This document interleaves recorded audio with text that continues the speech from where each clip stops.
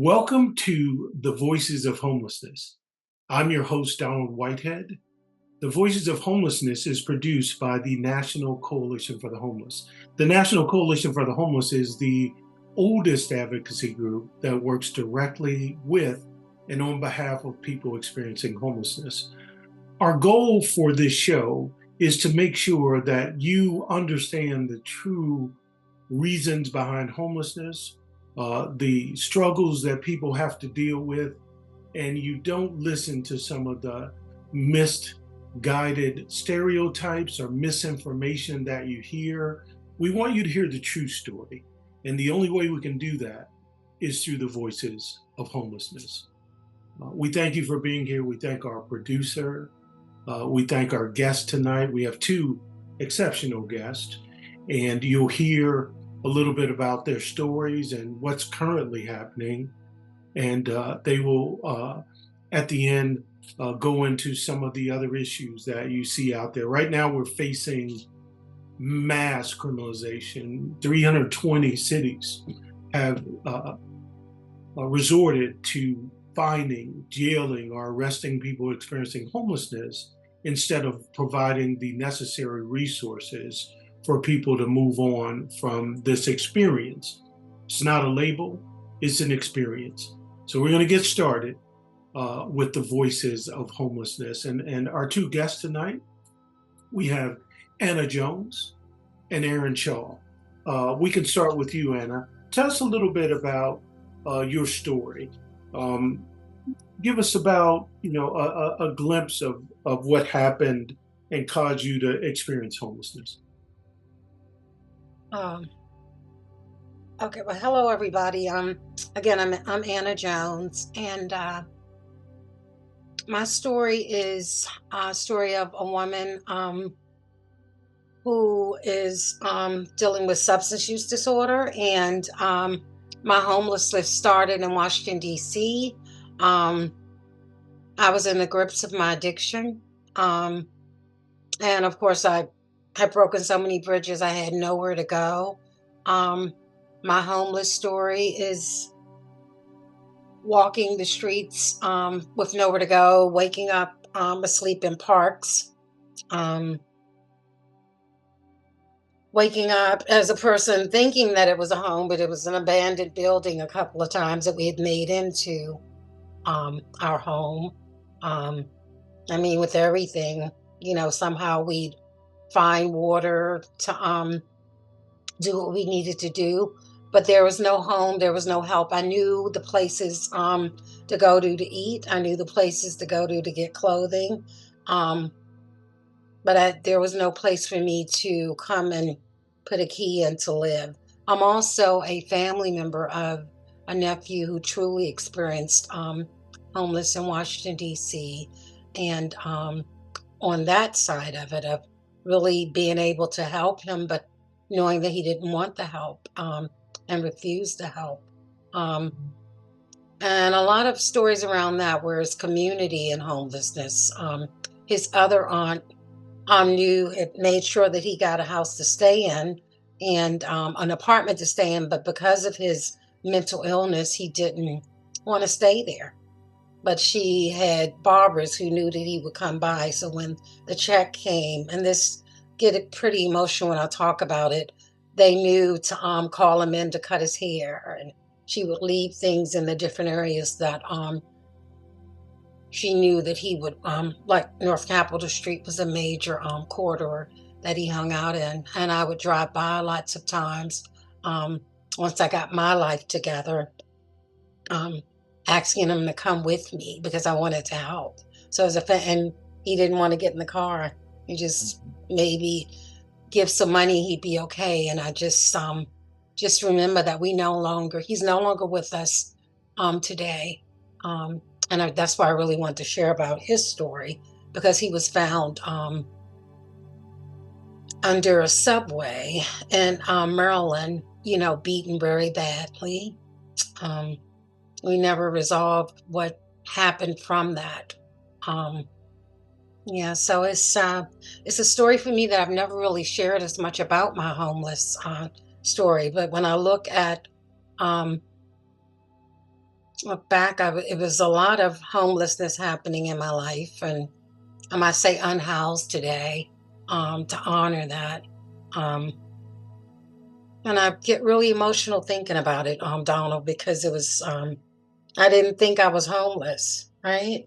But I have to remember those days waking up in a park sleep, or those days sleeping in abandoned apartment buildings or wooded houses, considering that my home.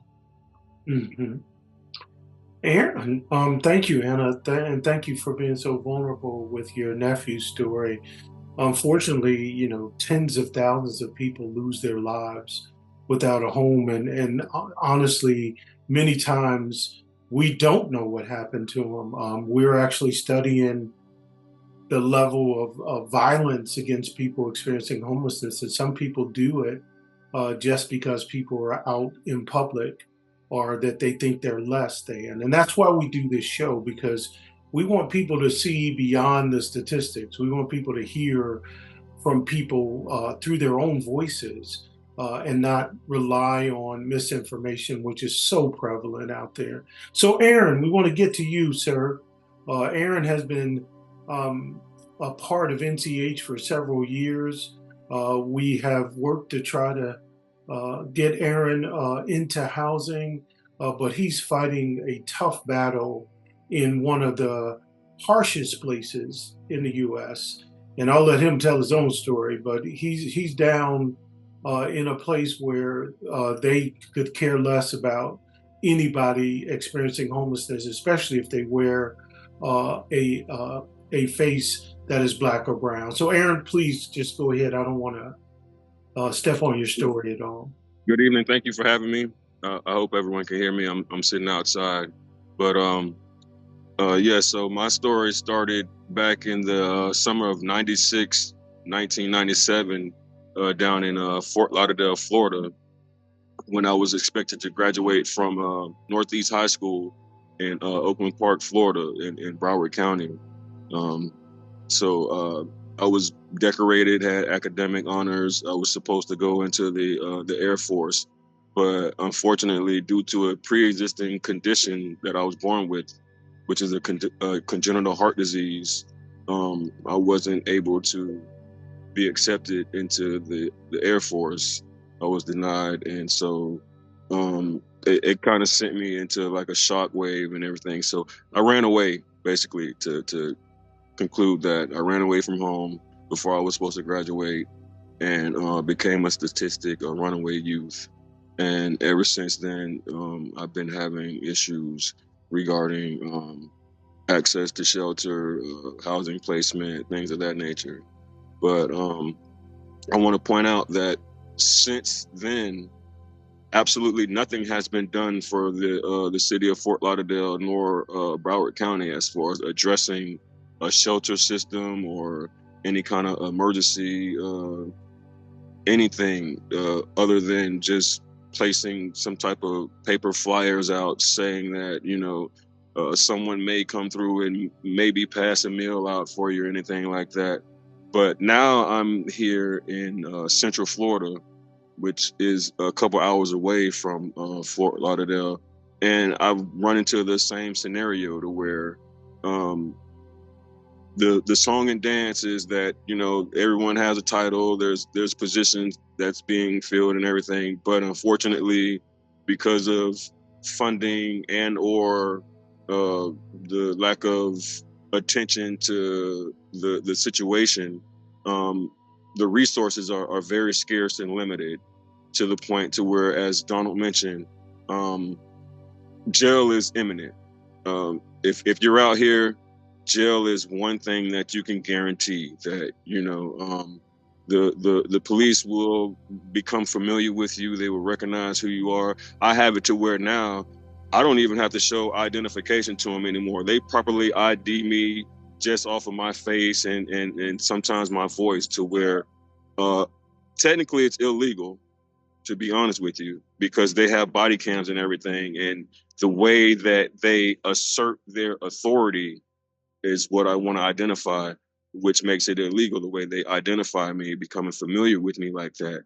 and the fact that we all know that there's a wide known absence of homeless shelter and resources to where, it's more as if it's harassment, if anything, to where, the only thing that is a guarantee is jail, some type of jail stay, whether it's a couple months, a couple weeks, or whatever. But that's what I'm dealing with right now, to where I've been jailed for almost every petty crime here in Polk County, from improper usage of a right of way to where they target me for panhandling, but because they don't necessarily see any kind of money exchange, which is the arrestable factor, they can't do anything because of my First Amendment rights. So they play this little hide and seek game with me, where some of them may be in positions to where they know I may go or frequent a lot, to where they try to notice particular patterns and lifestyle decisions as far as eating, and here they have an issue as far as using the bathroom. Um, because of the absence of homeless shelter, they've noticed that people defecate on side of the buildings, and there's been certain arrests where people have been caught urinating on the side of the buildings, to where that's become a concerning issue. But um, no one wants to open up the parks the way that they're supposed to, or if they do, you find it to where, because of there's an absence of shelter, people tend to sleep inside the bathrooms as a form of safety and shelter.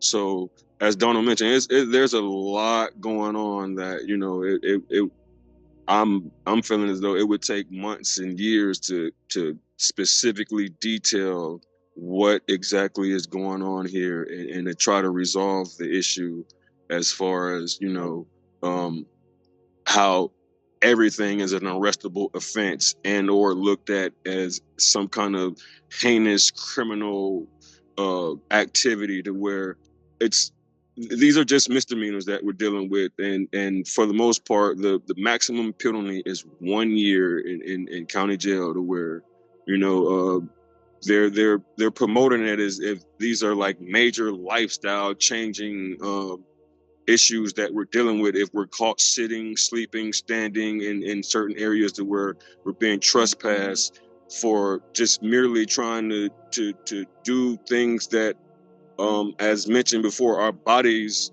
are telling us that it's time to sit down somewhere. It's time to rest. It's time to take a chill pill, relax, find somewhere to cope with what you've dealt with today, and relax and get it over with. But because of the fact that it's widely known that there's a lack of resources, it's a game that's being played. And unfortunately, I don't necessarily want to play the game anymore. So that's why I've sought all the help and attention that I can get, and reached out to Mr. Whitehead, and have been working with him aimlessly to try to resolve this issue. So I thank the organization, and I thank you all for having me as a guest right now. And Aaron, one thing that really always has troubled me for the last few years, the times I've really like put pressure on people to house you, like they're really close and then they back away again. I don't know if you remember when I did Yes, the and that's housing one of the things that authority. I'm saying, that it's a game, because I don't know if you remember that conference that we had. That lady knew exactly what was going on, and for her not to be a police officer and to know every detail of my arrest, and like I was saying, you try to calm me down, but that's something that I wanted to be pointed out, because there's no way in hell that she know every detail of my arrest unless she's working with the police and targeting me, like I said, following me around, trying to see what it is, how I'm thinking, what it is that I'm doing, to see if they should help me or not. Right. And then they were able to get you to a point where you had to leave the conversation, and then they said you couldn't do the house. It's been a game. I mean, we think about the issue of criminalization, and we think about how bad it is. Aaron is living that situation. I mean, he's been arrested multiple times. And I remember looking at another county in Florida, Osceola County. We looked at 37 people. They had been arrested 1,300 times over a 10-year period. Now, how in the world can a person be able to get out of homelessness carrying that kind of baggage with them? And like you said, we just did a study. We looked at the cities who were criminalizing people. We looked at the arrest of people experiencing homelessness. 87% of them are quality of life offenses like sleeping, standing, or trespassing. Only 13% have anything to do with anything close to violence. So we're wasting valuable dollars that we could use on housing to arrest people for minor infractions. And I'm going to go back to you. Um, I know that you transformed your life from one that was one where you had to endure homelessness to become an advocate. So, like, you're really giving back right now. Tell me, so one of the stereotypes is related to substance abuse. I won't repeat the stereotypes. I don't believe in doing that, but I do want to hear from you. What is your experience with people who you encounter in your work that have substance use disorders? Uh, are they people that we should just throw away or lock up in society? Or tell me what you think about people that you've been encountering in your work today, and tell us a little bit about that work. Well, through I consider myself a woman in long-term recovery today. My Since August the 30th, 1999 was my last day of putting any mind altering thing in my body. Um, and as becoming an advocate early in recovery was what truly saved me. And my heart bleeds for women who truly struggle with getting their lives back on track. There's not a lot of things out there to help. We talk about housing. That's a major, major issue. Um, I didn't want to go back to my mother or back to the surroundings because I was early in recovery and that wasn't going to help me. So having an avenue like recovery housing was major for me. And to be around people who had experienced the same thing, women in the house who'd experienced homelessness that didn't want to go back to that way again. And we held each other up. So it was like I'd say having a tribe of people trying to make it. I got into advocacy because a lot of these things were still happening to my family members. Um, a lot of these things were still happening to me, and I wanted to have a voice. I didn't want to be silent anymore or be anonymous anymore about the things that I had to do to not be homeless anymore, the things that I had to do um, to just get that drug again that was running my life. So, in advocacy, advocating for people who have less than, Mhm. advocating to say that we need to be at the table. So you can't, like, Aaron's story is so powerful. You can't talk about, something that's happening and not have a person that has experienced that. So I say that to say lived is nothing like lived experience. And today I'm able to advocate for women or people who are struggling with substance use disorder, Do you find like it me. easy, Anna? Do you find it easy to house them after they start their recovery process? That's a big struggle. That's a need. It's there, but once it's there, it's like full. Like even today, I work at our new DC stabilization center, right? And we get full a lot with, and most of the people who come in do have a background in homelessness, right? With substance use or mental illness. And what we're seeing is we have something called no wrong door. So a lot of times I think in our world of housing, we do something where that's terrible to people. We say, if you three strikes and you're out, you can't come back, right? this thing called no wrong door policy is something that we need to advocate more for because it's not happening in a lot of states. And no wrong door means you can come back as many times as you need to have shelter, or you can come back as many times as you need to get treatment. There's no, oh, you've been here too many times, you're not coming back. So I love that we have that policy called no wrong door. There's a Yeah. major struggle in housing because people need it. And I what mean, about treatment? Is there treat isn't there equally as much trouble getting people into treatment? I have to say as a person in recovery, you have to want treatment, right?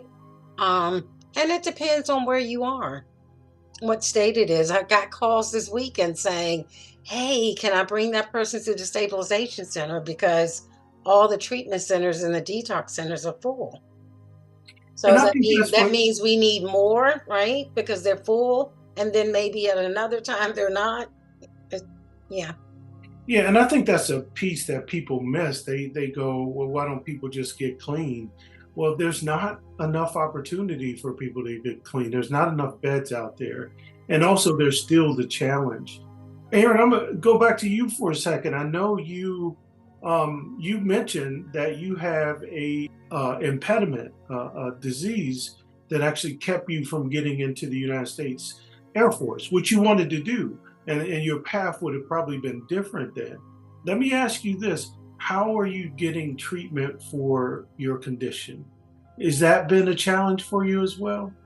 Definitely, and that's one of the reasons why I've been so active and become an advocate because I've even run into barriers trying to get access to medical care, being a person with I guess a disability, more or less, to where I don't financially, Social Security denied me on the highest level. I've been to the appeals court, the district court here in the Tampa, fighting to get SSI or anything out of Social Security, and basically because of the situation and the stereotypes associated with being out here on the streets.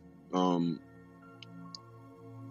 I've been denied. I've actually taken my case to Donald Trump during his first term, and I have a couple of denial letters that has his actual signature on it, stating that unfortunately, due to the information that I gave to Social Security Administration, that they don't feel as though that I have a legitimate cause at a disability or anything like that. So, I've been active, um, advocating, whether it's for the homeless or for my own health, for some years now, to where um, nothing has come. Even the mental health. There's a couple programs here. One of them specifically is called Helping Hands, to where I noticed Ms. Jones said that there's a a policy that they have called no closed door or something like that, where you can return as many times as needed, and they would help. Well, unfortunately, with this specific program, I can say that it's maybe one and done, if that, and they don't want to mess with you anymore. To where that's one of the barriers that I'm receiving as well. To where they claim that they lost funding, but the program's still very active. They still receive new patients and everything like that. There's still complaints about um, substance abuse and mental health and things of that nature. To where um, I've applied to try to get back in the program, and they've made it specifically known that I was in there once, and that was it. That they don't want to deal with me anymore, and to remember that because of funding and legislation and this, that, and the other, that they're not going to deal with me. So to have a nice day and to keep it moving. So And that's the song and dance that I have to deal with right now. and yet you hear people trying to make the case for criminalization, that we should be arresting people because they don't want some of the resources. But the truth is, the resources aren't available. And neither of you can certainly respond to that. But whether you're in D.C. or Lord for, forbid you're in Florida, where resources are even less plentiful.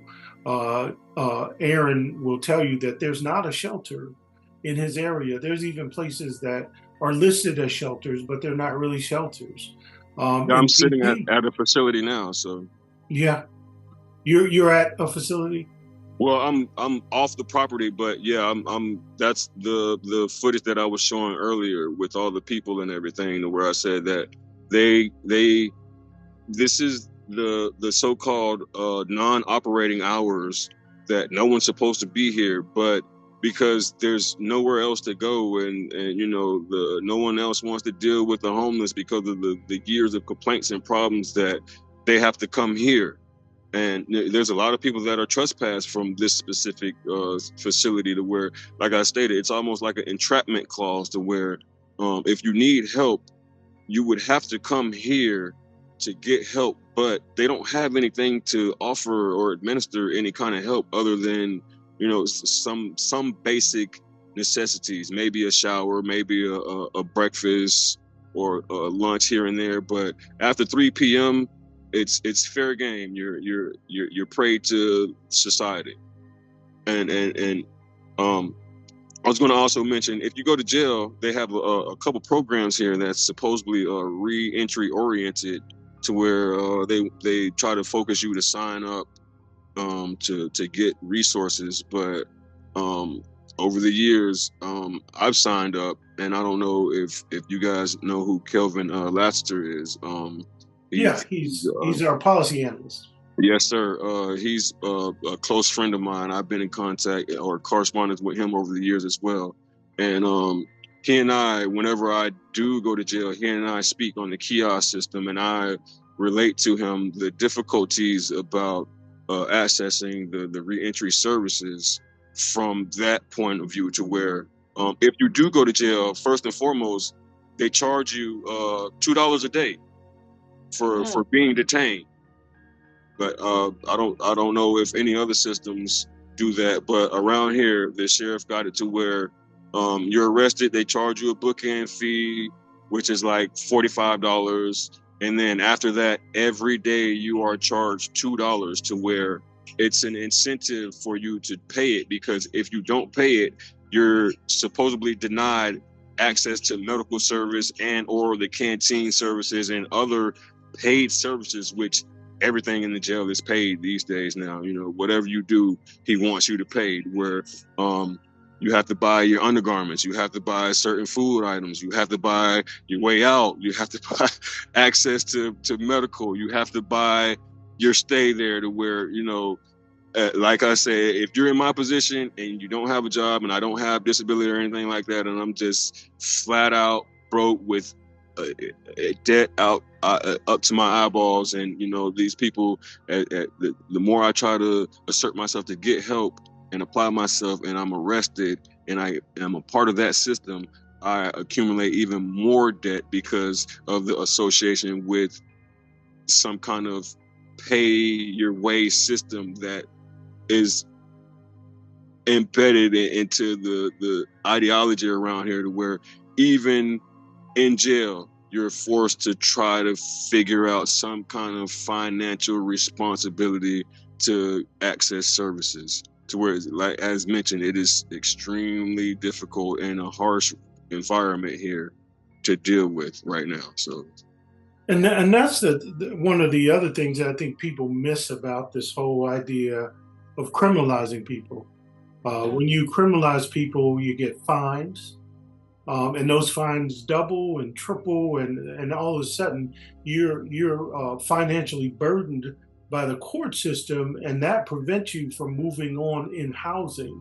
Aaron has talked about the lack of support medically. I mean, these are big issues, and I know you worked in the system, and I know you've been a leader. You kind of were humble in your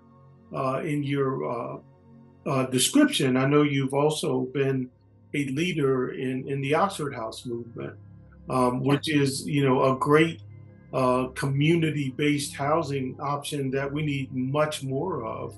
Yeah. You know, you are in DC right now, that is unfortunately under occupation still Yes. by the federal government.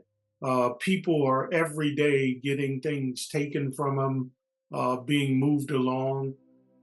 Yeah. What is your sense of, people in the recovery community? What kind of impact has that had? We know what it's had on, people that were actually sleeping outside, but also people in the recovery community. I can imagine. I remember in literature about recovery, it talks about we were under surveillance at all times. And it Mhm. was talking about the beginnings of 12-step movements, how the police monitored those meetings and everything. Is anything like that? Have you heard of any of that in DC? Well, we have engagement meetings because, of course, in DC we have wards. So I was on a ward call today for wards one and two, um, and it was really saddening to hear that a lot of people are scared to really come out now and get services because they're feeling like they're monitored, and if they come out, they may, and then people, you're seeing people being picked up and just, taken places in that particular wards one and two is what the call was about today. So it was really saddening, and it angered me to hear that people are now not coming out to get things that we do have available to them because of what's happening in Washington D.C. And I can say our brown and black sisters and brothers are the main ones who are like, I'm not going to come that way and get that help because in that area, they're out there, they're waiting to pick us up. So we're hearing things like that. We're hearing like people aren't coming out to get the help because of fear. Um, and that is really sad. When we talk about criminalization, that's what's happening now in the nation's capital, right? Um, that same thing where you either going to go to treatment or you need to get mental health, which is most likely, we know a lot of times that's not always the reason at all. A No, and person's even if it is a reason, unhoused or homeless. those are Exactly. medical issues. Yeah. They're not So criminal issues. yeah, no. So the recovery community, I would say, is strong. The workforce is still trying to come out and help as much as we can. We do see a major difference with what's happening politically in the city. So I'm not going to say, oh, it's not happening, we're great, because we're not. Um, there are what I do want to say is there are multiple pathways that we need to be making sure that we do as people who are in the field and who are trying to make sure that people get what they need. So we're trying to get more creative with it. Um, and know that one person might not want treatment, another person may need something else, and we need to think out of the box right now and be there in that capacity because things are changing and they're changing rapidly. It's not like we can wait to be like, oh, let's see what happens. We need to be right there and meet that person where they are and really hear what they're saying. A lot of the encampments in Washington, D.C. have been taken up. Um, the mayor, of course, you know this, Donald, is we've gotten like two hotels that people can go to with because we have people boots on the ground that are trying to help. But they're saying a lot of people are just disappearing. They're not coming out because they're afraid. And do you know if anybody has reported that people have actually been disappeared? So people experiencing homelessness or people in recovery, actually somebody picking them up and nobody knows where they're at now. Have you heard any of I've those heard that. stories? Yeah, I've Yeah, heard that. And I I wouldn't say myself haven't. disappear. I'm saying they're just not coming around. They're not seeing Right, right. that. We hear Um, stories that people are going to Virginia or Montgomery County or Prince George's County, and maybe returning during the day, but at night they leave. mm, And yeah, you know that is a horrible situation. it really is. We should be finding permanent housing for people. We have a lot of resources. We just bailed out Argentina, for instance, and so Yeah. with $20 billion, how much of that could we have used for housing? Um, Aaron, back to you, my friend. Have you thought about maybe, and I know people don't do this. That's another myth that people kind of move to another community. I know you haven't moved, and it's been suggested to you to maybe look at a different city, but you don't do that because what? You have family there, right? Yes, sir. But I've been to different cities. I've like I say, I started in Fort Lauderdale. Uh, I've been to Valdosta, Georgia, uh, homeless to where There's I no was. resources there either, though, is there? No, there isn't, and it's. But the thing is, while I was there, I had a job, unfortunately, and there is an Air Force base there, so I kind of tied into some people and everything, and I kind of felt comfortable. And then the Valdosta State football program, they have an exceptional football program, and so between the military town and the college town, Valdosta, I kind of blended in a little better. Unfortunately, people didn't know me or anything like that, and so I wasn't necessarily targeted as much. But there was people that noticed and they seen. But the effort that they put forth to try to help me, it was a little more resounding than it is around here. To where for them not to have any resources, for me to have a job and to get a car and to be able to move around in that environment versus here to where I have family and friends and I can barely pay my phone bill basically to where it's kind of sickening and disgusting to relate. But yes, I have traveled to other cities, and unfortunately, um a lot of them, they're like, go back home to your family, to be honest with you. That may be the best outcome for a lot of people, is that family environment, that potential for some type of intervention if need be, or just being around family and the closeness that family attracts, and the things of that nature, to where there were suggestions to just stay close to family and try to tough it out, to where that's one of the reasons why I choose to stay in the area too. So yes, sir. Yes. Yeah. And, that is really the case for most people experiencing homelessness. People don't travel around. I know I was trying to get a veteran help in Valdosta, and he had to go all the way down to Florida to be able to get VA help. Wow. Even though that Air Force base was there, he had to go all the way to, I think it was St. Petersburg, maybe in Florida, to be able to get help from the VA.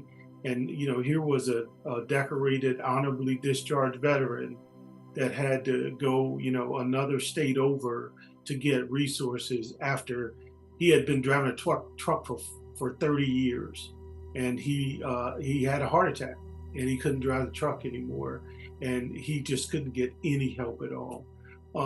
Most people like yourself and him that apply for Social Security, it's almost a rite of passage that you get turned down the first time.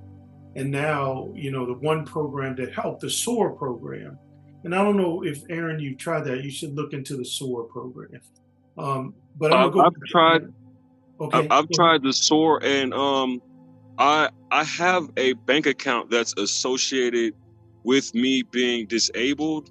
But this is the thing, and I try to use that as a defense to uh, become eligible for disability, because apparently the people that determine how I'm able to have this bank account also determine your disability eligibility here in the state of Florida. So I question that, and but I guess at the time the information that I had wasn't uh, it wasn't solid enough to present a solid case to where I basically am already eligible and been accepted, but I just needed Social Security to give the final say so, which they're the ones that denied me. But according to the eligibility board, I've been accepted, and I have the bank account and everything, which it's called Able United.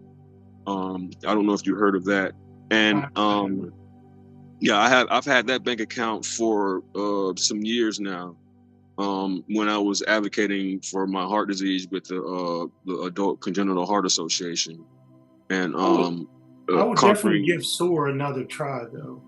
I have what's her name? Desra Ware. She's the SOAR advisor for the this region. They have regions. So I've Yes. been in contact with her over the years. Let's do this like we tried to do with housing. Why don't you send me her information and I'll lean on her, and we'll try to Uh, get you some support because that worked last time. If they had to come back with some new stuff. Wonderful. Anna, back to you again. And I thank you for the work that you've done in the recovery movement, and you are certainly well respected. And thank you for moving to homeless advocacy as well. We need you. We need everybody. Thank you for sharing your story. Anything else you want to share with us that I might have not got to in terms of questions?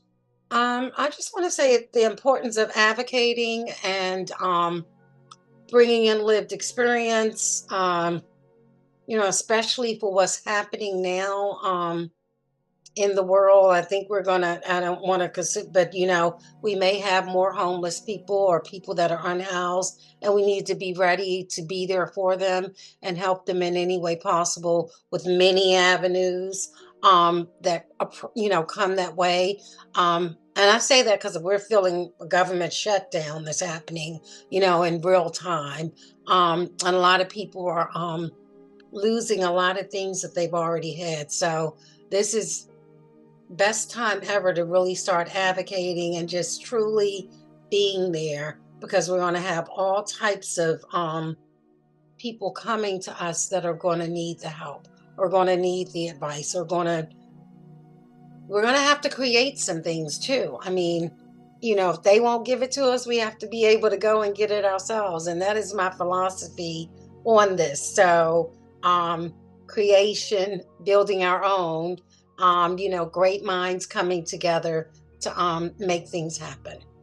And I'm honored. Absolutely. Thank you so much. And I'm just truly grateful that I'm now in the movement of the unhoused and homelessness, because it's been all around me and I haven't stepped into it like I need to. So Well, thank you thank you for for giving stepping me the into it. opportunity. Well, and thank you for being here.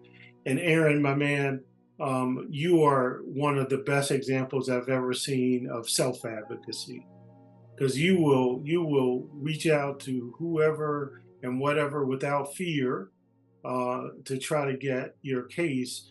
Unfortunately, you have a city there that just will not cooperate.